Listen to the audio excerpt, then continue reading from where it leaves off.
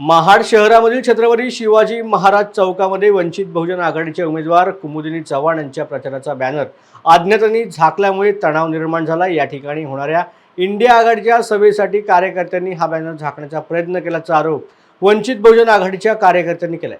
आक्रमक झालेल्या वंचितच्या कार्यकर्त्यांनी इंडिया आघाडीच्या सभेमध्ये काळे झेंडे दाखवण्याची भूमिका घेतल्यामुळे वातावरण चांगलंच तापलं होतं।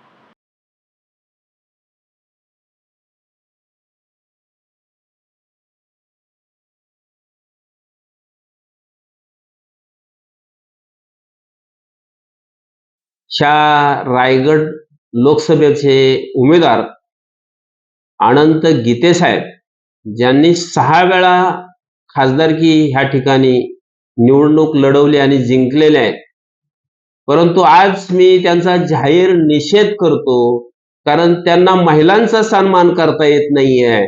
समोर एक प्रतिस्पर्धी महिला आली, उच्च शिक्षित महिला आली, तर तिची चर्चा वाढलेली आहे। ह्या मतदारसंघामध्ये कुमुदिनी चव्हाण यांची चर्चा वाढलेली आहे, उच्च शिक्षित आहे त्यांच्यापेक्षा, आणि त्यामुळे लोकांना निष्क्रिय असणारे अनंत गीते नकोय। ही चर्चा महाड आणि पूर्णपणे रायगडच्या लोकसभेच्या मध्ये हा मेसेज जोरात पसरतो आहे। तरुणांमध्ये कुमुदिनीताई यांची लाट उसळलेली दिसते आहे, आणि ह्या भीतीपोटी आपल्या मुली समान असणाऱ्या कुमुदिनी चव्हाण यांचा बॅनर हे झाकण्याचं काम अनंत गीते साहेबांकडनं झालेलं आहे। खरं तर महिलांचा सन्मान करायला पाहिजे खासदार अनंत गीते यांनी, परंतु त्यांना महिलांचा सन्मान करता येत नाही। महिलांचा अपमान करण्याचं ह्या पवित्र भूमीमध्ये काम अनंत गीते यांनी केलेलं आहे, आणि त्याला उत्तर म्हणून अनंत गीते जिथे इथे दिसतील त्या ठिकाणी आमचे वंचितचे कार्यकर्ते त्यांना काळे झेंडे दाखवल्याशिवाय राहणार नाही। त्यांचा जाहीर निषेध करतोय मी